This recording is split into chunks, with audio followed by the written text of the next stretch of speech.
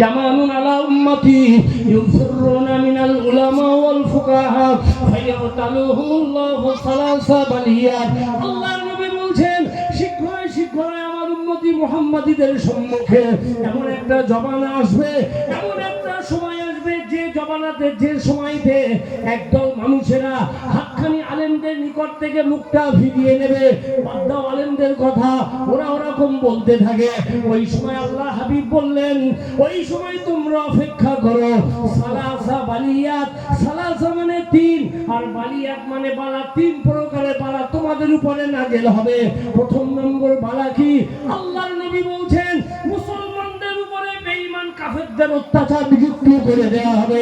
বেঈমান কাফেরদের অত্যাচারের কবলে তারা পড়ে যাবে। কি বুঝলেন? মুসলমান মার খাচ্ছে না গোটা পৃথিবীতে, তার কারণ একটাই কারণ হচ্ছে আজ থেকে ১৫০০ বছর আগে বিশ্ব নবী যখন বিদায় হজ করলেন, গোটা মক্কা মদিনা এবং গোটা উম্মতি মুহাম্মাদীদের লক্ষ্যে কম বেশি লক্ষাধিক সাহাবায়ে কেরামদেরকে নিয়ে যখন আপনার কিনা হজ পাকে রওনা দিলেন, হজ পাক সমাপ্ত করে সমস্ত সাহাবায়ে কেরামদেরকে নিয়ে আরফার ময়দানে সমস্ত সাহাবায়ে কেরামদের লক্ষ্যে এবং গোটা উম্মতি মুহাম্মাদীদের লক্ষ্যে আল্লাহ নবী বললেন, বলেন নবী সাল্লাল্লাহু আলাইহি ওয়াসাল্লাম, তারাকতু ফীকুম আমরাইন লান তাদিল্লু মা তামাসসাকতুম বিহিমা কিতাবাল্লাহি সুন্নাতা ওয়া রাসূলিহি। ও আমার সাহাবায়ে কেরামেরা, ও আমার উম্মতি মুহাম্মাদীরা, শুনে রেখে দাও, জেনে রেখে দাও, আমি নবী মুহাম্মদুর রাসূলুল্লাহ সাল্লাল্লাহু আলাইহি ওয়াসাল্লাম আমি তোমাদের কাছ থেকে পর্দা নেব, আমি তোমাদের কাছ থেকে বিদায় হয়ে যাব। তবে দুটো জিনিস আমি তোমাদের কাছে রেখে যাচ্ছি, এই দুটো জিনিস তোমরা আঁকড়ে ধরবে। এক নাম্বার কথা হলো কি, আল্লাহর কোরআন আমার উপরে নাযিল হয়েছে। এই কোরআন যদি কোনো পাহাড়ের মাথায় নাযিল হতো, গোটা পাহাড়টা মানে চূর্ণ বিচূর্ণ হয়ে যেত, পাহাড়ের কোনো অস্তিত্ব থাকতো না। কোরআন যদি সমুদ্রের উপরে নাযিল হতো, সমুদ্রের অস্তিত্ব থাকতো না। শুধু তাই নয়, ওই কোরআনটা নাযিল হয়েছে আমি নবী মুহাম্মদুর রাসূলুল্লাহ সাল্লাল্লাহু আলাইহি ওয়াসাল্লাম, এই কোরআন তোমাদের কাছে রেখে যাচ্ছে, এই কোরআনকে তোমরা আঁকড়ে ধরবে। দ্বিতীয় নাম্বার কথা হলো কি, আমি রাসূল থাকবো না, আমি আমার জীবন আদর্শ সুন্নাত তোমাদের কাছে রেখে যাচ্ছি, এটাকে তোমরা আঁকড়ে ধরবে। যদি তোমরা এই দুটো জিনিস আঁকড়ে ধরতে পারো, বিশ্বের কোনো মানুষ তোমাদের ক্ষতি করতে পারবে না, ইবলিস শয়তান তোমাদের পথভ্রষ্ট করতে পারবে না। একবার জোরে বলুন সুবহানাল্লাহ। আজকে প্যালেস্টাইনে আমাদের মুসলমানদের একটা মিস্টেক হয়ে গিয়েছে, ওই ইহুদি কাফেরদেরকে বসতে দিয়েছিল। তারা তো বানভাসী মতো কথা বুঝতে পারেনি। আল্লাহ কোরআন শরীফে নিষেধ করেছেন ইহুদিদের সঙ্গে, নাসারাদের সঙ্গে তোমরা বন্ধুত্ব স্থাপন করো না, ওরা তোমাদের চরম দুশমন। আর সেই জায়গায় তাদের বসে দিয়েছে, সেখানে বসে আজকে প্যালেস্টাইনি মুসলমানদের, গাজার মুসলমানদের পুরো আপনার কিনা তুলনা করে একদম মানে স্টিম রুলার চালিয়ে দিল তাদের উপরে। কত বড় বেঈমান আহামক চিন্তা করতে পেরেছে। আর ওরা তো ইহুদি বলো অধিকাংশ ইহুদিরা অবৈধ সন্তান, ওদের বাপের ঠিক নেই। আমি কেতাবের কথা বলছি, দায়িত্ব নিয়ে বলছি, একটা প্রমাণ করুক, আমার ভুল ধরুক। ওরা কতটা কেতাব পড়ে, আমি কতটা কেতাব পড়ি, এক জায়গায় বসিয়ে দেয়। ইহুদিরা অত্যাধিক অবৈধ সন্তান বলেই আজকে ওদের মানবিকতায় হলো আজকে প্যালেস্টাইনে নিরীহ মুসলমানদের উপর বুলার চালিয়ে দিল, ছোট বাচ্চাদের পর্যন্ত বোম মেরে তাদের গুলি করে একদম মানে কি বলবো, মানে ঝাঁঝরা করে দিয়েছে। খুব ভালো করে বুঝুন, আমার আপনার নবী দিন দুনিয়ার বাদশাহ হাবিবুল্লাহ জনাবে মুহাম্মদুর রাসূলুল্লাহ সাল্লাল্লাহু আলাইহি ওয়াসাল্লাম বললেন, প্রথম নম্বর বালা এরা অত্যাচারী বাদশার কবলে পড়বে। দ্বিতীয় নম্বর বালা, এদের উপর থেকে রুজি রোজগারের বরকতকে শেষ করে নেওয়া হবে। মুসলমান ইনকাম করবে বটে, কিন্তু বরকত থাকবে না। কি করে থাকবে? তুমি মুসলমান, এক্ষুনি প্রমাণ দিচ্ছি, ভালো করে বোঝেন বাবাজি। সবচেয়ে বড় কথা হচ্ছে গোটা পৃথিবীর ভিতরে সবচেয়ে শ্রেষ্ঠ ইবাদত হাদিস শরীফে আল্লাহ নবী বলেছেন আসসালাত, অর্থাৎ নামাজ। পৃথিবীর সমস্ত নবীরা দুনিয়া থেকে পর্দা নেওয়ার আগে তাদের ঠোঁটটা বিড়বিড় করছে আসসালাত আসসালাত, তোমরা নামাজ কায়েম করো, নামাজ প্রতিষ্ঠিত করো। মুসলমান নামাজ ছেড়ে দিয়ে। কেন বালা মুসিবত আসবে না? এদের উপর থেকে রুজি রোজগারের বরকত কেন শেষ হবে না? ইমামে আজম আবু হানিফা রাহমাতুল্লাহ আলাইহি, আমি কেতাবের কথা বলছি বাবাজি, যদি বেনামাজি হয় জেলের ভিতরে ভরে দাও, ওর মধ্যে পচে খসে মরে যাক, যদি নামাজ পড়ে তা বের করো, আর যদি নামাজ না পড়ে জেলের মধ্যে পচুক। কে বলছেন? গোটা বিশ্বের ইমাম, আমাদের ইমাম ইমামে আজম আবু হানিফা রাহমাতুল্লাহ আলাইহি। আর ইমাম শাফি রাহমাতুল্লাহ আলাইহি উনি বলেছেন যে বেনামাজিটা জবাই করে দাও। মুসলমানদের মুসলমানদের কাতারে যেন, মুসলমানদের কবরস্থানে যেন তার দাফন করো না, বিনা জানাজায় মাঠে পুঁতে রেখে এসো। তাই যদি এখন বলা হয় তোমার ছেলে নামাজ পড়ে না, তোমার জবাই করতে হবে, পারবেন? আমি পারবো। আপনারা পারবেন না, আমি পারবো। যদি বলেন এত বড় কথা, অবশ্যই। আমার দুটো মেয়ে মাওলানা, আমার দুটো ছেলে হাফেজ মাওলানা, পারবো না মানে? কথাটা বুঝতে পারেননি? আপনারা পারবেন না। যাই হোক, কোনো আমি নিজের কথা বলছি রে। তো সবচেয়ে বড় কথা হলো এটাই যে আপনার কিনা মুসলমান নামাজ ছেড়ে দিয়েছে। শোনেন, আজকে মুহররম মাসের 10 তারিখ গোটা পৃথিবীতে আমার আল্লাহ যার নামটা আকাশে বাতাসে ছড়িয়ে রেখেছেন, যত ওলিয়া উলিয়া গসকুতুব আবদাল এবং নবী আলাইহিস সালামদের বহু ঘটনা এই মুহররম মাসে হয়েছে। হযরত রাবিয়া বসরি রাহমাতুল্লাহ আলাইহা, এনার নামটা আল্লাহ গোটা পৃথিবীতে ছড়িয়ে দিয়েছে। তিনি জীবনে বিয়ে করেননি, নফসের সঙ্গে জিহাদ করে, শয়তানের সঙ্গে জিহাদ করে এমনি করে আল্লাহকে হাসিল করেছিলেন, নবীকে হাসিল করেছিলেন। বুখারী শরীফের হাদিসে আল্লাহর নবী বলেছেন, قال النبي صلى الله عليه وسلم النكاح من سنتي فمن رغب عن سنتي فليس مني। আল্লাহ নবী বললেন, বিয়ে হচ্ছে আমার সুন্নতের একটি সুন্নত, আমার আদর্শের একটি আদর্শ। যে বিয়ে করলো না আমার আদর্শের খেলাফ করলো। কিন্তু রাবিয়া বসরি রাহমাতুল্লাহ আলাইহা ইনি জীবনে বিয়ে করেননি। আর এই হাদিসটা তার উপরে বর্তাবে যার বিয়ে করার সত্য আছে। উনি বছরের কিছু কিছু দিন বাদ দিয়ে সারা বছর রোজা করতেন। ওনার ভিতরে লোভ মোহ কাম কিছুই ছিল না। যারা শয়তানের সঙ্গে জিহাদ করে, নফসের সঙ্গে জিহাদ করে আল্লাহ হাসিল করেছে, গোটা পৃথিবীর সমস্ত মখলুক আল্লাহ তাদের তাবে করে দিয়েছে, তাদের গোলাম করে দিয়েছে। জোরে বলুন সুবহানাল্লাহ। তো ওই মানুষটা এসে বলছে, রাবিয়া তুমি তো বিয়ে করলে না, কিয়ামতের ময়দানে তো আল্লাহর সম্মুখে তোমাকে জবাবদিহি করতে হবে। হযরত রাবিয়া বসরি রাহমাতুল্লাহ আলাইহা ওই সময় বলেছিলেন, ও ভাইজান, আমি রাবিয়া বিয়ে করতে পারি, তবে 4টে প্রশ্ন আপনার কাছে করব। এই 4টে প্রশ্নের যদি যথারীতি উত্তর দিতে পারেন, আমি রাবিয়া বসরি বিয়ে করব। প্রথম নাম্বার প্রশ্ন হলো এই, আমি রাবিয়া বসরি দুনিয়াতে কতদিন বেঁচে থাকবো? কি উত্তর দেওয়া সম্ভব? যদি বলেন প্রথম নাম্বার প্রশ্ন, কতদিন বেঁচে থাকবো? বাবাজি, চাপা আমার রাস্তাতে যাচ্ছে, পিছন দিক থেকে 3 চাকার অটো এসে মেরে দিল, মিনা খারাপ করলো, রাস্তায় ঝটপট করে ওকে হসপিটালে নিয়ে যাওয়ার মতন হলো না, ওকে নিয়ে চলে গেল। হঠাৎ হার্ট অ্যাটাক চলেছে, হঠাৎ মানে আপনার কিনা একটা ফুসকুড়ির থেকে ক্যান্সার হয়ে মানে 1 মাসের মধ্যে চলে গেল। কি বাবাজি, কোনো নিশ্চয়তা নেই। যখন তখন আল্লাহটাকে সাড়া দিতে হবে। আল্লাহর মাল আল্লাহ জমা নিয়ে নেবে। কথা বুঝতে পারেননি? একটুখানি বলছি। হযরত মূসা আলাইহিস সালাম, আল্লাহর নবী মূসা আলাইহিস সালাম রাস্তা দিয়ে যাচ্ছেন। যেতে যেতে দেখে রাস্তার ধারে এক গাছতলায় একজন বুড়িমা ঝরঝর করে কাঁদছে। আল্লাহ নবী মূসা আলাইহিস সালাম বুড়িমার নিকটে গিয়ে বলছে, বুড়িমা আপনি কেন এইভাবে জোরে জোরে কাঁদছেন? যত বলে বুড়িমা তত বেশি বেশি কাঁদে। তার কারণ বুড়িমার দুটি সন্তান ছিল, আমার আল্লাহ তাদেরকে তুলে নিয়েছে, আল্লাহর মাল আল্লাহ জমা নিয়ে নিয়েছে, মেরে দিয়েছে।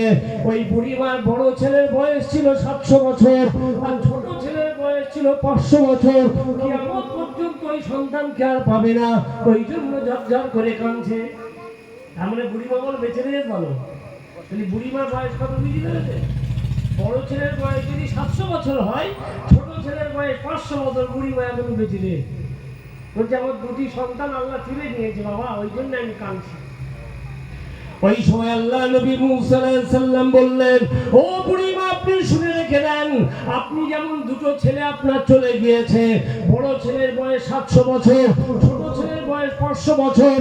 ও বুড়িমা, আমার পরে আল্লাহ পাক রব্বুল আলামিন একজন নবীকে পাঠাবেন। ওই নবীর নাম হবে নবী ঈসা আলাইহিস সালাম। ঈসা আলাইহিস সালামের পরে একজন নবীকে পাঠাবেন। ওই নবীর নাম হবে জনাবে মুহাম্মদুর রাসূলুল্লাহ সাল্লাল্লাহু আলাইহি ওয়াসাল্লাম। তার উম্মতের বয়স হবে মাত্র 50, 60, 70 বছর। ওই সময় বুড়িমা বলছে, বাবা তারা কি বিয়ে শাদী করবে না, ঘর সংসার করবে না? তখন ওই মানে আপনার কি আল্লাহ নবী মূসা আলাইহিস সালাম, আল্লাহ নবী মূসা আলাইহিস সালাম বললেন, ও বুড়িমা, তারা বিয়ে শাদী করবে, তাদের সন্তান সন্ততি আলা ওলাদ থাকবে, নাতিপোতা হবে, বাড়ি বিল্ডিং বালাখানা শহরগঞ্জ হবে, কিন্তু বয়স হবে মাত্র 50, 60, 70 বছর। বুড়িমা তখন বলছে, ও আল্লাহ নবী মূসা আলাইহিস সালাম, আমি যদি ওই ঈসা নবীর জামানার উম্মত হতাম, ওই 50, 60, 70 বছর আমি গাছতলায় বসে বসে তাসবিহ পড়ে পড়ে কাটিয়ে দিতাম। জোরে বলুন সুবহানাল্লাহ। বাবাজি কি বুঝলেন? তাহলে দুনিয়াটা ক্ষণিকের জন্য কোনো নিশ্চয়তা নেই, যখন তখন আল্লাহ মেরে দেবে। আপনার কথা বুঝতে পারেননি? যখন তখন মেরে দেবে, আপনি প্রস্তুত হয়ে থাকেন, যখন তখন কোনো নিশ্চয়তা নেই। আপনি জানেন আপনার আয়ু কতটা, আপনার কবে মৃত্যু হবে, কিভাবে হবে, কি অবস্থায় হবে, আপনি জানেন? জানেন না। অতএব যে জিনিস জানি না, তাই তার জন্য আমাদের প্রস্তুত হওয়া, তার জন্য আমাদের রেডি থাকা সব সময় দরকার। 5 ওয়াক্ত নামাজ মেনে যান, আল্লাহ ওয়ালা মেনে যান। এবারে আসেন, হযরত রাবিয়া বসরি রাহমাতুল্লাহ আলাইহা প্রথম প্রশ্ন করলেন, দুনিয়াতে কতদিন বেঁচে থাকবো? দ্বিতীয় নম্বর প্রশ্ন, হযরত রাবিয়া বসরি রাহমাতুল্লাহ আলাইহা বললেন, আমার মরণটা কবে, কোন তারিখে, কিভাবে, কি অবস্থায় ঘটবে? ঈমানদারি অবস্থাতে না বেঈমানি অবস্থাতে? তৃতীয় নম্বর প্রশ্ন, কাল কিয়ামতের মহাময়দানে আল্লাহ পাক রব্বুল আলামিন সূর্যের 12টা মুখ খুলে দেবেন, গোটা পৃথিবীর জমিন টকবক করে ফুটতে থাকবে, কোনো ছায়া থাকবে না আল্লাহর রহমতের ছায়া ছাড়া। এমন ভয়াবহ দিনে আমি রাবিয়া বসরি আমার আমলনামাটা ফেরেশতারা কোন হস্তে দান করবে? ফেরেশতারা আমলনামা যার ডান হস্তে দেবে সে হলো জান্নাতি, আর ফেরেশতারা আমলনামা যার বাম হস্তে দেবে তার মুখের দিকে ফিরেও তাকাবে না, সে হচ্ছে জাহান্নামী। হযরত রাবিয়া বসরি রাহমাতুল্লাহ আলাইহা বললেন, ফেরেশতারা আমলনামাটা আমার কোন হস্তে দান করবে? এবারে চতুর্থ নাম্বার প্রশ্ন, হযরত রাবিয়া বসরি রাহমাতুল্লাহ আলাইহা বললেন, একটি তলোয়ারের খাপের ভিতরে একটি মাত্র তলোয়ার ঢুকতে পারে, কখনই দুটি তলোয়ার ঢুকতে পারে না। আমি রাবিয়া বসরি আল্লাহর ভালোবাসায়, রাসূলের ভালোবাসায় আমার অন্তরটা আমি ভরপুর করে ফেলেছি। আমি যদি এখন বিয়ে করি, স্বামীর মহব্বত আমার অন্তরে রাখতে হবে, কিন্তু স্বামীর মহব্বতটুকু রাখার আমার ভিতরে জায়গা নেই। জোরে বলুন সুবহানাল্লাহ। এই সবাই কি কবরস্থানে যাচ্ছে? মুদ্দাদের নিয়ে সভা করছি আমি, আরে জোরে বলবেন না সুবহানাল্লাহ? রাগ করছেন নাকি আমার কথায়? আরে জোরে বলুন না সুবহানাল্লাহ। নারায়ে তাকবীর, নারায়ে তাকবীর। বাবাজি একটু তেরে পড়ে না উঠলে কি করে হবে? মুদ্দাদের কাছে সালাম দেবেন, উত্তর পাবেন। আর যদি আপনি কাশ্ম শক্তি সম্পন্ন আল্লাহর ওলি হন, সালাম দিলে উত্তর পাবেন। আর যদি আপনার ব্যাটারি ডাউন থাকে, স্কুল ড্রাইভার যদি টেস্টটা খারাপ থাকে, তো পেলাকে দিলি জ্বলবে না। কথা বুঝতে পারছেন? আপনারা তো শুনতে পাচ্ছেন, আমরা শুনতে পাচ্ছি, জীবিত আছি, তাহলে আমাদের একটু সমান আল্লাহ যদি ভাবে না দেখি আসতে হবে। যেন মনে হচ্ছে গোরস্থানে সভা হচ্ছে মুদ্দাদের নিয়ে। খুব ভালো করে বোঝেন, হযরত রাবিয়া বসরি রাহমাতুল্লাহ আলাইহা ওনার বাড়ি ছিল বসরা শহরে, ইরাকের কুফা শহরের উপর দিয়ে উনি হজ পাকে চলেছেন। গাধার পিঠে সওয়ার হলেন, হজ পাকে যাচ্ছেন। লব্বাইক আল্লাহুম্মা লব্বাইক, লব্বাইক লা শারীকা লাক লব্বাইক ইন্নাল হামদা, এই দোয়াটা পড়ে গাধার পিঠে সওয়ার হলেন। যখন ইরাকের কুফা শহরটা পেরিয়ে যাওয়ার পরে রাবিয়ার গাধাটা দুর্বল হয়ে পড়ল, এমনকি জমিনে পা দুটো গেড়ে দিল। কিছুক্ষণ বাদে দেখা গেল রাবিয়ার গাধাটা জমিনেই মারা গেল। যাচ্ছিল কোথায়? হজ পাকে যাচ্ছিল, জমিনে মারা গেল। সঙ্গে সঙ্গে উনি কি করলেন? কাছে ছিল পানি, সঙ্গে সঙ্গে ওযু করে নিলেন। ওযু করে নিয়ে নামাজে দাঁড়িয়ে গেলেন। কেননা কোনো মানুষ যদি বিপদে মুসিবতে পড়ে, গোটা পৃথিবীতে যত সমস্যা আছে সমস্ত সমস্যার সমাধান আমার আল্লাহ নামাজের ভিতরে রেখেছেন। জোরে বলুন সুবহানাল্লাহ। কেননা নামাজবিহীন কোন ইবাদত আল্লাহর দরবারে কবুল হবে না। লক্ষ লক্ষ টাকা জাকাত দিচ্ছ, বিরাট দান, সাদকা, এটা সেটা, অমুক তমুক, বিরাট ব্যাপার। তোমার মধ্যে নামাজ নেই, কোনো ইবাদতের দাম নেই, জাহান্নামে চলে যেতে হবে। অনেকে আমার বলে নামাজ পড়ে কি বেহেশতে যাবে, অনেকে বলে না মামাজি, অনেক আছে আমরা নামাজ পড়ি না তাই গিয়ে না, ইমান ঠিক আছে, ও বিলি দিবে ইমান। আমি লিখে দিতে পারি কেতাব ধরে, কেতাব পৃষ্ঠা নাম্বার দিয়ে লিখে দেবো, হলো বিলি দিবে ইমান, সবচেয়ে বড় ইমান ওই। নামাজ পড়ি না তাই গিয়ে আমার ইমান ঠিক আছে। আমি বিয়ে করলাম, আমার স্ত্রী বলছে আমি তোমার ভালোবাসি, তোমার বাপের ভাত দেবো না, মার ভাত দেবো না, তোমার খেত দেবো না, কিচ্ছু করবো না, তোমার আমি ভালোবাসি। এই কি প্রকৃত স্ত্রী? না যে আমার হুকুম বিধান পালন করে আমাকে ভালোবাসি প্রকৃত স্ত্রী? কথাটা বুঝতে পারেননি? আল্লাহর বিধান তার হুকুম পালন করতে হবে এবং তাকে ভালোবাসতে হবে, অত সহজ। আল্লাহ কোরআন শরীফে নামাজকে ফরজ আইন করে দিয়েছেন। পৃথিবীর সমস্ত নবী আলাইহিস সালামরা নামাজ প্রতিষ্ঠিত করতে বলেছে, নামাজ কায়েম করতে বলেছে। আর নামাজের জন্য তারা জিহাদের ময়দানে আল্লাহর নবী নামাজ পড়ছেন, ইহুদিরা উঠি ভুড়ি পর্যন্ত মাথার উপরে চাপিয়ে দিলেও সেজদার থেকে মাথা না তুলতে পারে। নামাজকে কায়েম করার জন্য বিশ্ব নবী মার খেলেন।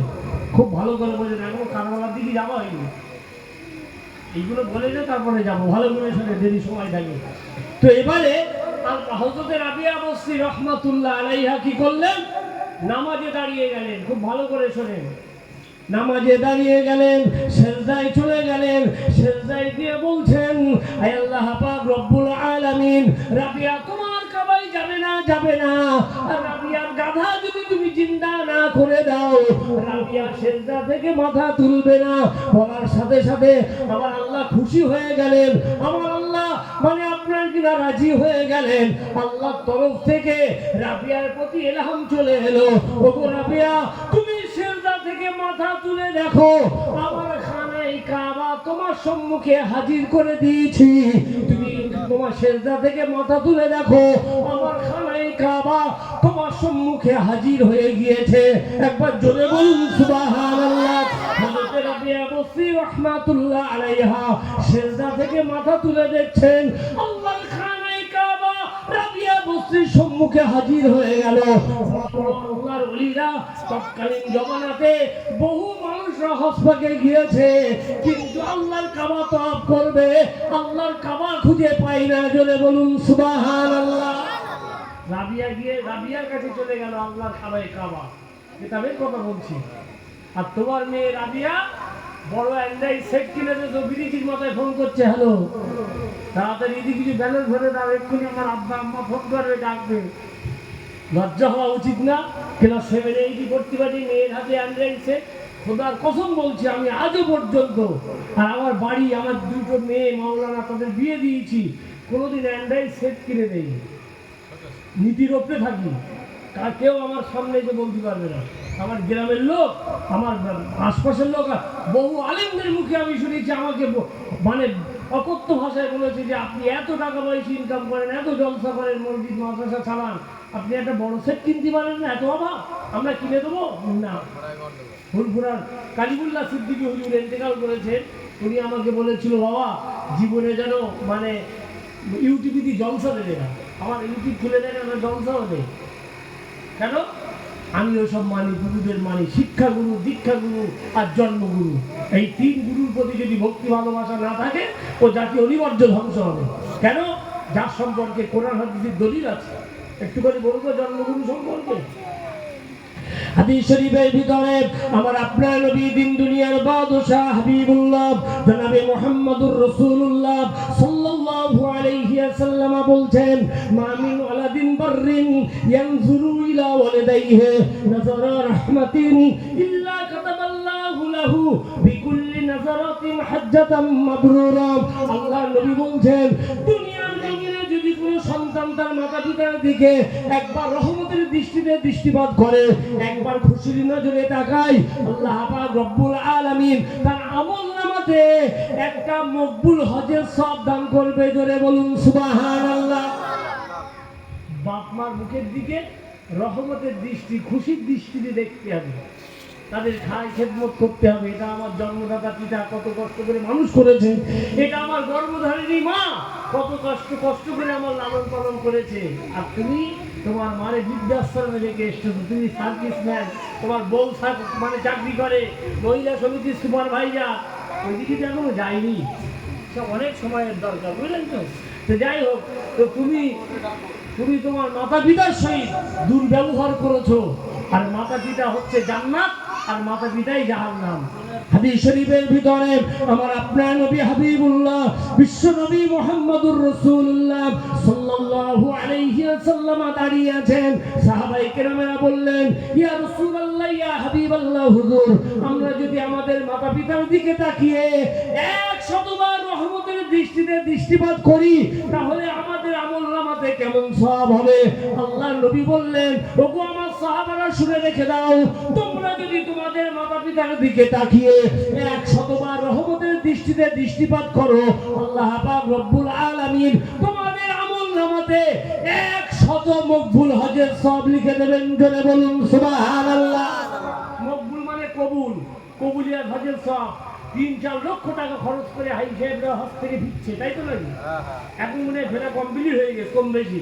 তো 4 লক্ষ টাকা দিয়ে আমি মক্কা শরীফে যাচ্ছি হজ করতে, ওই টাকার মধ্যে যদি হারাম টাকা থাকে, লটারির টাকা, ঘুষির টাকা, পরের জমি ভাগ রেকর্ড করা, হক মারার টাকা, হারাম টাকা যদি থাকে, যেই হাজারে আসওয়াদের সামনে গিয়ে চুম্বন করবে, গোনা টেনে নেওয়া তো দূরের কথা, সমস্ত গোনা তোমার মধ্যে সুপেতে বাড়ি বাড়িয়ে দেবে। যাও, বুঝতে পারেননি? আর যদি হালাল টাকা হয়, আল্লাহ কবুল করে নেবে। আর দুনিয়ার জমিনে যদি মাতা পিতার ভালোবাসো, মহব্বত করো, তোমার প্রতি খুশি রাজি থাকে, তাহলে মনে করবা যে বাপ মা থাকতে আমি জান্নাত কিনে নিয়েছি, দুনিয়ায় সার্টিফিকেট পেয়ে গেছি। জোরে বলুন সুবহানাল্লাহ। সাহাবায়ে কেরামদেরকে আল্লাহর নবী বললেন, সর্বপ্রথম দরজা হচ্ছে আল্লাহ, দ্বিতীয় দরজা আমি নবী মুহাম্মদ সাল্লাল্লাহু আলাইহি সাল্লাম, তৃতীয় দরজা তোমার মায়ের, চতুর্থ দরজা তোমার মায়ের, পঞ্চম দরজা তোমার মায়ের, ষষ্ঠম দরজা তোমার পিতা। যদি বলুন সুবহানাল্লাহ। তাহলে এরা হচ্ছে জন্মগুরু। তাহলে এদের প্রতি ভালোবাসা মহব্বত যদি না থাকে, একটা জিনিস ভালো করে বুঝতে হবে, কোরআন শরীফের পরের স্থান বুখারী শরীফ, জানেন তো আপনারা? সব আলেমরা ওয়াজ করে কোরআনের পরের স্থান বুখারী শরীফ।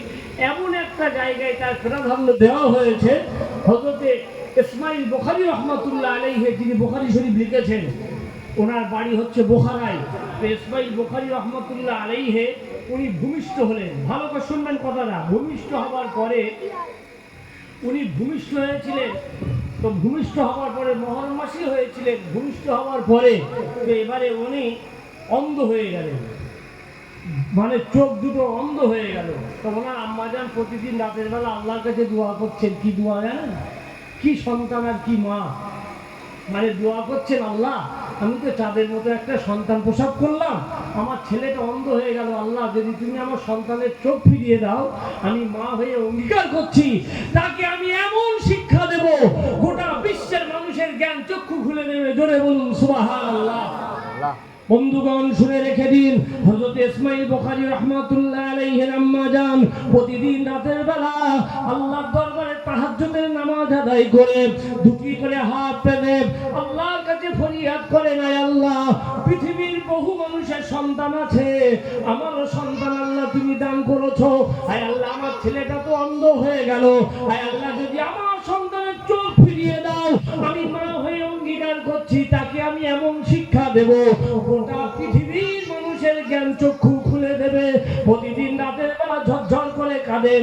হঠাৎ করে একদিন রাতের বেলা জাতির পিতা নবী ইব্রাহিম আলাইহিস সালাম স্বপ্ন দেখাচ্ছেন, ওগো ইমাম বুখারী আম্মা জান, আল্লাহ পাক রব্বুল আলামিন তোমার দোয়াকে কবুল করে নিয়েছেন, আগামীকাল সকালে তোমার সন্তান নিজ চোখে দেখতে পাবে। জোরে বলুন সুবহানাল্লাহ।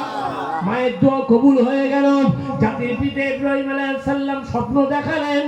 তারপরের দিন সকালবেলা হযরত ইসমাইল বুখারী রাহমাতুল্লাহ আলাইহি ছুটে ছুটে মায়ের কাছে এসে, আম্মা জান আমি স্বচক্ষে দেখতে পাচ্ছি, আমি চামড়ার চোখে দেখতে পাচ্ছি, ও আমার আম্মা আপনি কি দোয়া আমার জন্য করেছেন?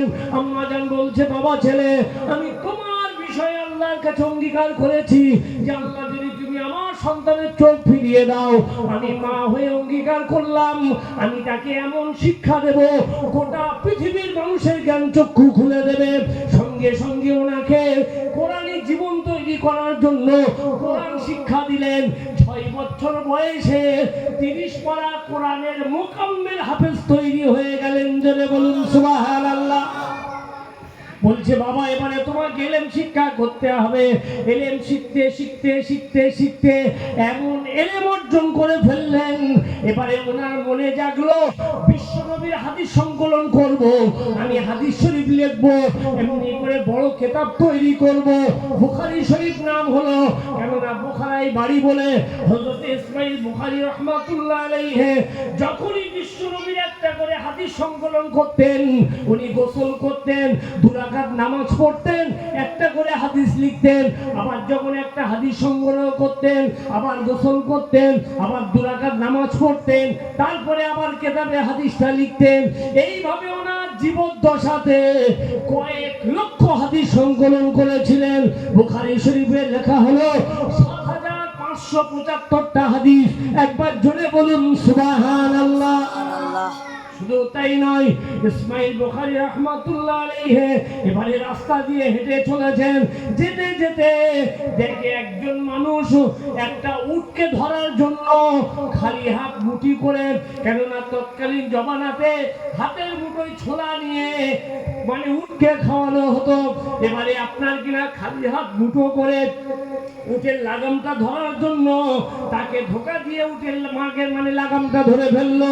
হযরত ইসমাইল বুখারী রাহমাতুল্লাহ আলাইহি দাঁড়িয়ে দাঁড়িয়ে ওই মানে দৃশ্যটা দেখলেন। দৃশ্যটা দেখার সাথে সাথে উনি ওখান থেকে চলে আসলেন। ওই ব্যক্তি তখন ডাকছে, ভাই তুমি আমার কাছে এসেছিলে, চলে যাচ্ছ কেন? কথাবার্তা না বলে, সাক্ষাৎ না করে।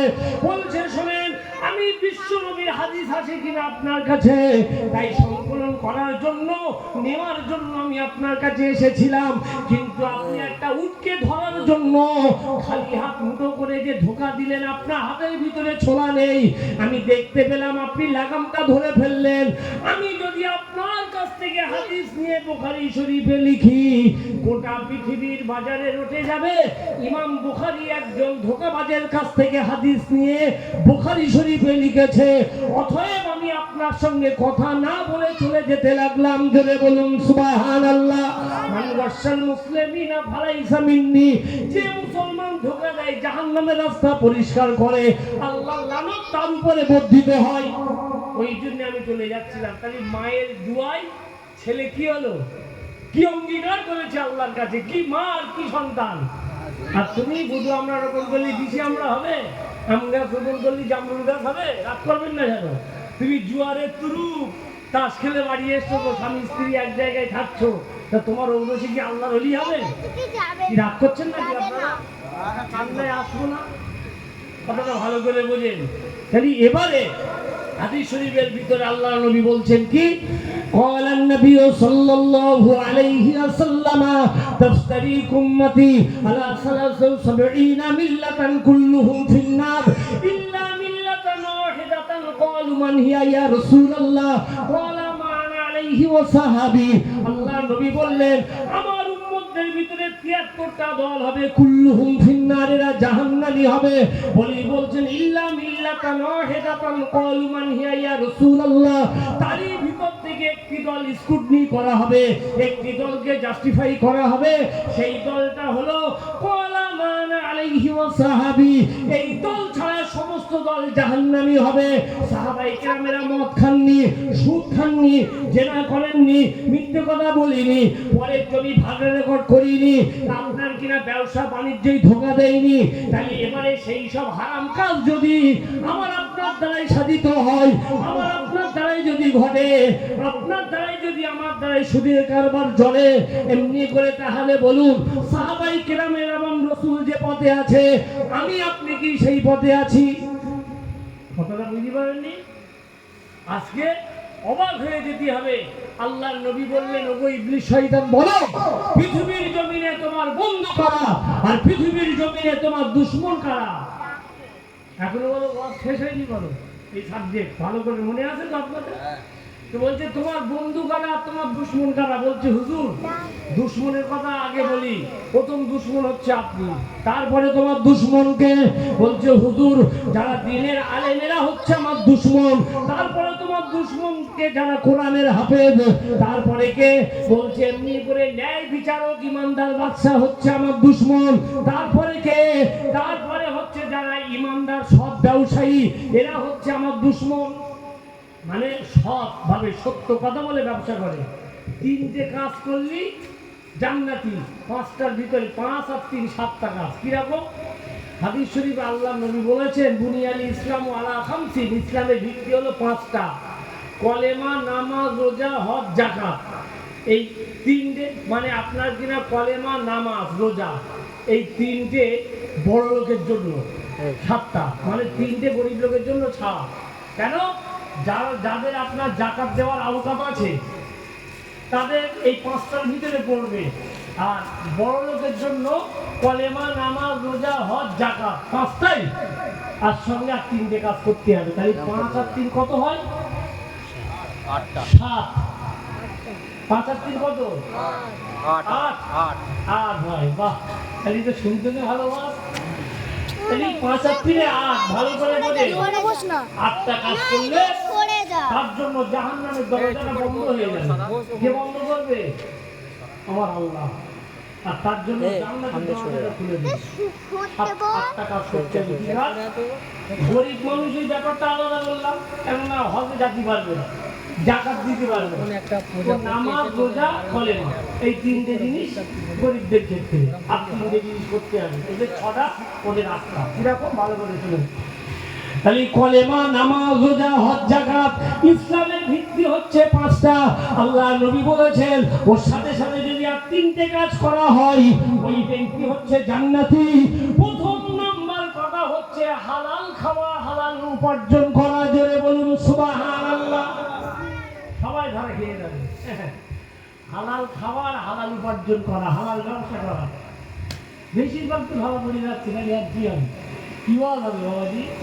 দ্বিতীয় নাম্বার আমার আপনার নবী, দিন দুনিয়ার বাদশা, হাবিবুল্লাহ জনাবে মুহাম্মদুর রাসূলুল্লাহ সাল্লাল্লাহু আলাইহি ওয়াসাল্লাম বলছেন দ্বিতীয় নাম্বার হচ্ছে আমার সুন্নাত মোতাবেক জীবন তৈরি করা।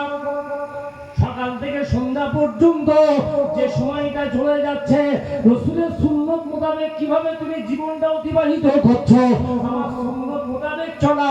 তৃতীয় নাম্বার হচ্ছে চকলখুরি, গীবত, পরনিন্দা, পরচর্চা থেকে নিজেকে মুক্ত রাখা। এই তিনটিই তো জড়িত। চার দোকান যদি বসে, তারপর যে এক জায়গায় হলি বাবাজি কোর্ট, কেন মনে হবে হাইকোর্ট, চার দোকান, তাহলে সারা দুনিয়ার কথা সব চার দোকানে আলোচনা হয়। আর একটা কথা কোথায় থাকে? নামাজ পড়ার সময় আল্লাহু আকবার সারা দুনিয়ার চিন্তা করে। আবার একটা চিন্তা করে কোথায় জানেন? বাথরুম ঘরের ভিতরে, পায়খানা, বাথরুমে গেল, মাথায় হাতে চিন্তা করছে, সারা দুনিয়ার চিন্তা মাথার মধ্যে। চিন্তা করার জায়গা খুঁজে পাইনি বাথরুম ঘরে, আর নামাজে মসল্লায় দাঁড়িয়ে আল্লাহু আকবার, সারা দুনিয়ার চিন্তা। কথাটা বুঝতে পারেননি? মানে কত বড় নামাজি। খুব ভালো করে শোনেন, নামাজের তরফিক বুঝে যদি নামাজ পড়া হয় মন কখনোই যাবে না, কোনোদিন যেতে পারে না। কিন্তু তরফিক মানে কি সেও তো বলি। নামাজের সারমর্ম বুঝে, যেমন একটা নারকেল আপনাদের কাছে যদি দেওয়া হয়, একজনা নারকেলটা খোসাটা ছাড়িয়ে মালায় যদি কামড় দেয়, তার দাঁত ভেঙে যাবে না? সে তো ফেলে দেবে, তো ভালো না, এই বেকার কি করে খাও তোমরা? তাই যে ছাড়ালো, নারকেলের উপরে কামড় দিল, সে কোনো বুঝতেই পারলো না, ফেলে দাও। এইবারে ওর মধ্যে একজনা মালাটা ফাটিয়ে পানিটা খেলো, পিপাসাটা নিবারণ হলো, নারকেলগুলো তুলে খেলো, ক্ষুধা নিবারণ হলো। আর ওই মালা, খালি মালাগুলো নিয়ে ওকড়ায় চামচ করলো, আর একটা জাল দিল, মানে ওকড়া করলো, ওকড়া বলেন তো, জাল তোলা ওকড়া, ওই করলো, আর একটা মালা জাল দিল কি ছাই তোলার জন্য রেখে দিল। তাহলে এই দুজনের মধ্যে সবচেয়ে উত্তর কাজ কে করলো? যে এই জিনিসই সারমর্ম বুঝলো, যে নারকেলটা ছাড়িয়ে খোসাগুলো জাল দিয়েছে, পানিগুলো খেয়েছে, শাকগুলো খেয়েছে, মালাটা ওকড়ার কাজে ব্যবহার করেছে। এই তো নামাজ ওইভাবে করতে সারমর্ম বুঝে পড়তে হবে। ধরেন আপনার ছেড়ে দিলাম, এটাও ছেড়ে দিলাম। ধরেন আপনি দীঘা সমুদ্রে জাহাজে যাচ্ছেন, যে কোনো সমুদ্রে যাচ্ছেন, আরব সাগরে। এখন মধ্যখানে ঝড় উঠেছে, বিশাল ঝড়, সমুদ্র টলমল ভাব। তখন আপনি আল্লাহ ডাকবেন না? ডাকবেন তো, হাজারবার ডাকবেন। ওই ডাকটা নামাজের মধ্যে আনতে হবে, তবেই তো নামাজ একদম চম্বুকির মতন কবুল হবে। আপনার অন্তর বলে দেবে, অনেকে বলে নামাজ পড়তেছি কবুল হচ্ছে না। অবশ্যই কবুল হবে, কিছু বোঝেন? কবুল হবে না মানে আপনার অন্তর বলে দেবে আপনার নামাজ কবুল হচ্ছে কিনা। আপনি একটা তৃপ্তি পাবেন, আলাদা আলাদা স্বাদ পাবেন। ধরেন আমার দিয়ে বলি বা আপনার দিয়ে বলি, আপনি 5 কিলোমিটার রাস্তা হেঁটেছেন, মরুভূমি রাস্তা ধরেন। একজন লোক এক গ্লাস শরবত আর এক গ্লাস পানি নিয়ে দাঁড়িয়ে রয়েছে। আপনি প্রচন্ড পানি পিপাসা লেগেছে, পানি দেখে আপনার চোখ দাঁড়িয়ে গেছে। যখন আপনার হাতে দিল, পানিটা পান করলেন, শরবতটা খেলেন, আপনি তৃপ্তি পাবেন তো নাকি? সত্যি কথা বলে পাবেন? যদি এটি তৃপ্তি পাওয়া যায়, আল্লাহর ইবাদতের মধ্যেও তৃপ্তি আছে। ওই তৃপ্তি পাওয়া মানে আপনার ইবাদতটা আল্লাহর দরবারে কবুল হয়ে যাচ্ছে। যদি বলুন সুবহানাল্লাহ। আমার আল্লাহ কোরআন শরীফের ভিতরে বললেন, ওয়ালিমান খাফা মাকামার রাব্বিহি জান্নাতান, যাদের ভিতরে খাউফ ইলাইহি থাকবে, রব্বুল আলামিন বললেন আমি আমার কুদরতি হস্তে তাদের জন্য দুটি জান্নাত দান করব। তবে ওই তৃপ্তিটা আসা মানেই তার মধ্যে খাউফ ইলাইহি তৈরি হবে, আর খাউফ ইলাইহি তৈরি হওয়া মানে সে জান্নাতি।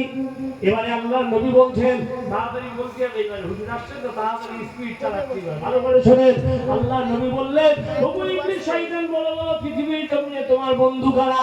বলছি ইয়া রাসূলুল্লাহ, ইয়া হাবিবাল্লাহ, যারা অত্যাচারী শাসক বেঈমান, এরা হচ্ছে আমার বন্ধু। অত্যাচারী শাসক মানে বুঝতে পারলেন? আমাদের দেশে আগে বলে তুমি যাতে না থাকতে নাম মুখে উচ্চারণ করা যায় না। এই অত্যাচারী শাসক হচ্ছে আমার বন্ধু। তারপরে তোমার বন্ধুকে মানুষ হত্যাকারী হচ্ছে আমার বন্ধু। তারপরে তোমার বন্ধুকে ইয়া রাসূলুল্লাহ, ইয়া হাবিবাল্লাহ, হুজুর, যারা আপনার কিনা সুদখোর ব্যক্তিরা হচ্ছে আমার বন্ধু। আমার আল্লাহ কোরআন শরীফের ভিতরে বলেছেন, বিসমিল্লাহির রহমানির রহিম, ওয়া হারামুর রিবা। আমার আল্লাহ বলেছেন আমি তোমাদের জন্য সুদকে হারাম করে দিলাম, ব্যবসাকে হালাল করে দিলাম। আর মুসলমান মহিলা সমিতি করছে, আপনি যাবেন না, আপনার যাওয়ার দরকার নেই। আপনার স্ত্রী দেখতে শুনতে ভালো কি আপনার মেয়ে, ব্যাস একবার যদি যায়, ওই মেয়ের দেখে টাকা দেবে। জানে এরা মেয়ে সন্তান, এরা কখনো ফাঁকি দেবে না। ওরা ঘুটে বেচা পয়সা, খুদ বেচা পয়সা, যেভাবেই হোক টাকা শোধ করবে। কিন্তু এই যে ধারি আমার কাছে আসবি, ও টাকা দেবে না, টপ করে নানান রকম ঝামেলা ঢুক ঝামেলা করবে। কিন্তু মেয়ে সন্তান দেখতে শুনতে ভালো, এলে দেই আবার দিয়ে যাবে। খুব ভালো করে বোঝে। আমার দু একজনা মিষ্টি বিতরণ করছে, কি ব্যাপার চাচি মিষ্টি দিচ্ছে কেন? বলছে জানো না তোমার বউ হচ্ছে মহিলা সমিতির সুপারভাইজার, ও জাহান্নামের সুপারভাইজার। আমার আল্লাহ কঠিন ভাবে নিষেধ করেছেন তোমরা সুদের ধারে যেও না। আর ইবলিস শয়তান বলছে আমার বন্ধু হচ্ছে সুদখোর ব্যক্তি। তারপরে তোমার বন্ধুকে ইবলিস শয়তান বলছে, আর রাসূলুল্লাহ, ইয়া হাবিবাল্লাহ, যারা মদ্যপায়ী মদখোর ব্যক্তি হচ্ছে আমার বন্ধু। আমার আল্লাহ কোরআন শরীফের ভিতরে বলেছেন, তোমরা মদ্যপান করো না, এটা হচ্ছে শয়তানের কাজ। আর মুসলমান মদ খেয়ে রাস্তার ধারে পড়ে আছে। মুসলমান মদ খাই না, আপনাদের দিকে খাই না, আমাদের দিকে খাই। খেয়ে এত খাবার খেয়েছে বাবাজি, রাস্তার ধারে শুয়ে আছে, কুকুরি ঠ্যাং উঁচু করে মুখে মনে রাস্তাতে চলে গেল। ইস, চাচা মদ খাচ্ছে আর গবু চুগর ধরেছে। বলছে চাচা কি খাচ্ছে? বলছে মদ। তা গবু চুগর খাচ্ছে কেন? বলছে হুজুরা ওয়াজ করে শোনোনি, লোকের পানি খাওয়া হারাম। বাবাজি জানি মুসলমান এক শ্রেণী মদ খাচ্ছে, যে কাজটা শয়তানের কাজ। মদ খাবি বেঈমান হয়ে যায়। যারা মদ খোর তারা যদি মরে যায় তাদের জানালে হাত দেওয়া নিষেধ। তাদের এমনি ওই শাড়ি কুকুর মরে গেলি যেভাবে কবর খুঁড়ে, মানে আপনার গর্ত খুঁড়ে মাটি চাপা দিতে হয়, ওইভাবে চাপা দাও। কথা বলছি বলো, হিন্দুদের মতো পৃথিবীর কোনো আলেমের ছেড়ে দেওয়ার ক্ষমতা, যে কথা বলছি আমি, মাতালের কোনো সহযোগিতা করা যাবে না, কোনো সাহায্য করা যাবে না। এই আল্লাহর নিষেধ, আল্লাহর কোরআনের বিরুদ্ধে গেছে, আর তারে আপনি সহযোগিতা করবেন? শুধু তাই নয়, আল্লাহর নবী হাবিবুল্লাহ বিশ্ব নবী মুহাম্মদুর রাসূলুল্লাহ সাল্লাল্লাহু আলাইহি ওয়াসাল্লাম জিজ্ঞাসা করলেন, ওগো ইবলিস শয়তান, বলো বলো, এমনি করে তারপরে তোমার বন্ধুকে বলছে, ইয়া রাসূলুল্লাহ, ইয়া হাবিবাল্লাহ, যে পরের সম্পদ নিজের সম্পদ বলে আপনার কিনা গ্রহণ করে, ভাগা রেকর্ড করে, বাপ মারা গেছে আর এমনি করে ভাই ভাই করে বিশাল যত্ন করছে, 200, 500, 1000 এই নেতাবার বাজার করে মুক্ত সব কিছু, দুদিন পরে বড় একটা কেসে বেঁধে গেল, বলছে ইকে একটু সই করে দে। কথাটা বুঝতে পারেননি? ওর বাপ মরে গেছে, বলতে ইনি সই কর। এতদিন টাকা পয়সা দিচ্ছি 200, 500 করে, খেয়াল থাকে না, আবার কোনো রেয়াই নেই, ইনি সই কর। সব জমি ভাগা রেকর্ড করে, মানে এমনি করে। আর এখন তো সব জমিতে কি জানে, আপনাদের জমি জায়গায় চাষ হয় না, আমাদের দিকে হয়। আর ছেড়ে দিলে তো খুবসুরত করে ফেলে। চলো এবার জান্নাতে যাবে। বাবাজি কি অবস্থা চলছে চিন্তা করেন সমাজের বুকে। আমি সমাজের যেটা চলছে সেটাই বলছি। মানে মানে আপনার কি আর জমি নিয়ে ঝামেলা নেই, জমি আল নিয়ে ঝামেলা, পুরো 10 হাত ভেতরে চলে গেছে। হ্যাঁ, যত ধান আলির মধ্যে, হ্যাঁ যত ধান আলির মধ্যে। তারপরে ধান ছেড়ে আপনার জমি ভাগে করছে তো, এইবারে ধান ছেড়ে এরকম করে নে কল আলাদা করছে। ওমা, কলের মধ্যে খুঁজে দেখা যাচ্ছে 4 বস্তা ধান চলে গেছে কলের মধ্যে।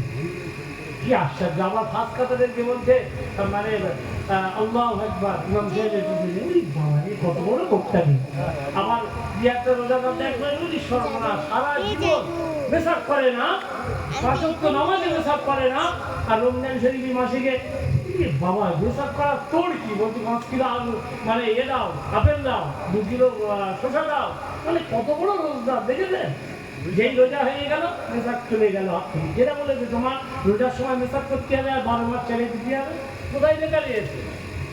5 ওয়াক্ত নামাজে 5 বার মেসাক করা হচ্ছে সুন্নতে রাসূল, আর সেই রমজান শরীফ কবে আসবে আর তখন মেসাক করবে। আবার অনেক মাহফিলে আছে নামাজ কালাম সারা বছর পড়বে না, যেই রোজা এলো চাঁদ উদয় হলো তখন নামাজ কালাম আর 6 বার হবে। বাবা রে, সারা জীবন তিনি ছিলেন কাবু সবাই রাগ করছেন নাকি? বন্ধুগণ শুনে রেখে দিন, তাহলে নবীর জীবন আদর্শ, আল্লাহর হুকুম, রাসূলের তরিকা মোবারক জীবনটা আপনার তৈরি করতে হবে। কেননা হাদিস শরীফের ভিতরে আমার আপনার নবী হাবিবুল্লাহ বিশ্ব নবী মুহাম্মদুর রাসূলুল্লাহ সাল্লাল্লাহু আলাইহি ওয়াসাল্লাম বলেছেন, মান হাব্বা সুন্নতি ফাকাদ হাব্বানি ওয়া মান হাব্বানি কানা মাই ফিল জান্নাত। আল্লাহ রাসূল বলছেন, যে আমাকে ভালোবাসলো, যে আমার সুন্নতকে ভালোবাসলো, কাল কিয়ামতের মহাময়দানে ওই ব্যক্তির সঙ্গে আমি নবী মুহাম্মদুর রাসূলুল্লাহ সাল্লাল্লাহু আলাইহি ওয়াসাল্লাম একই সঙ্গে আল্লাহর রহমতের জান্নাতের ভিতরে প্রবেশ করব। জোরে বলুন সুবহানাল্লাহ। একটা কথা আমি আপনাদের বলেছি নামাজ সম্পর্কে, তাই না? আর সালাতু মিফতাহুল জান্নাহ, নামাজ হচ্ছে বেহেশতের চাবি, তাই তো নাকি বাবাজি? চাবি না হলে যেমন ঘর খোলা যায় না, যদি হারে তালা, মানে ঘর যেমন খোলা যাবে না, তবে নামাজ না হলে আল্লাহর জান্নাত খোলা যাবে না। ওইটাই হলো চাবি। মনে করে তালা লেগে ঢোকা, সে সিস্টেম না তো। কথাটা ভালো করে বলবেন তো। এখন ইসলাম জগতের দ্বিতীয় খলিফা হযরত ওমর ফারুক রাদিয়াল্লাহু তাআলা আনহু যখন গনিমতের মালগুলো বন্টন করছেন, তেল দিচ্ছেন, তেল একটা বুড়িমার 1 পেয়ালা তেল দিয়েছে, তেলটা নিয়ে বুড়িমা যাচ্ছে, রাস্তায় যেতে যেতে হোঁচট লাগুক আর হাওয়ায় পড়ুক, তেলের বাড়ি হাত থেকে পড়ে গেল। পড়ে গিয়ে যে জমিনের যা ধর্ম, কোনো পানি যদি, তরল পদার্থ যদি জমিনে পড়ে, ওর সঙ্গে সঙ্গে চুষে নেয়। এইবারে জমিন চুষে নিয়েছে, পেয়ালা পড়ে নিয়েছে, বুড়িমা ওমরের দরবারে গিয়ে হাজির, বাবা ওমর, আমার সে পেয়ালাটা হোঁচট খেয়ে পড়ে গেছে হাত থেকে, সে তেল সব পড়ে গেলে নতুন করে তেল দাও। কি বিচার! বুড়িমা তখন বলছে, বুড়িমা যেটা রুলস, আমি তার রুলস ভঙ্গ করতে পারবো না, আমি ওমর, আমার জীবন চলে যাবে, আপনার যেটা পাওনা সেটা আমি বুঝিয়ে দিয়েছি। আর আমাদের এখানকার এখনকার নেতারা রেশন কেলেঙ্কারি যদি ধরা হয় না, রাস্তা খুঁজে পাবে না। কতটা বুঝতে পারেননি? বাবা বড় বড় হারামখোর সব নেতা হয়ে বসে দেবে, সব নেতৃত্ব দিচ্ছে, অযোগ্য লোকের উপরে কার্যের ভাষা করে দেবে। এই জন্য এত মুসিবত বালা। এই যে ঝড় হয়ে গেল, সেই ঝড় কি বলে, আইলা ঝড় একবার হয়েছে আমার মনে আছে, আজ থেকে 12, 14, 15 বছর আগে। আর এই আমফান ঝড় হলো একটা, তাই তো নাকি? এরকম ঝড় আপনার আমার বাবার কালে দেখেছি? আচ্ছা ওটা ছাড়েন, এই যে গরম পড়লো এবার, এরকম গরম এর আগে দেখেছেন কোনো সময়? কোনো সময় দেখেননি। 1000 মানে কত হাজার মানুষ মারা গেল সৌদিতে, 53 মানে ডিগ্রি ছিল ওখানে তাপমাত্রা, আর আমাদের এখানে ছিল 40-এর উপরে, 40-এর নিচে নামছে না, কি অবস্থা! কিন্তু এরকম গরম মুরব্বীরাও দেখিনি।